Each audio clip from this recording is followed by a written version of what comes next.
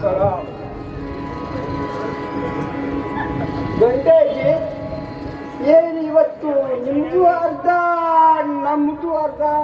ಏನು ಸುಳ್ಳು ಜುಮ್ಮನ್ ಅಜ್ಜಿ, ನಾನು ನಿಮ್ಮ ಧರ್ಮದ ಪ್ರಕಾರ ಮರ್ಯಾದೆ ಕೊಟ್ಟು ಸಲಾಮ್ ಅಲೈಕುಮ್ ಅಂದ್ಬಿಟ್ಟೆ.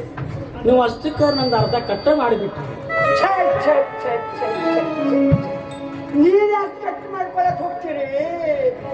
ನೀವು ಹಂಗೆ ತಿಳ್ಕೊಳ್ಬೇಡ್ರಿ, ನಾ ಹೇಳಿದ್ದು ಹಂಗಲ್ಲ. ಇವತ್ತು ನಮ್ಮ ಜೋಗಿನೂ ಅರ್ಧ ಆಗೈತಿ, ನಿಮ್ಮ ಜೋಗಿನೂ ಅರ್ಧ ಆಗೈತಿ ಅಂದೆ ಅಷ್ಟೇ.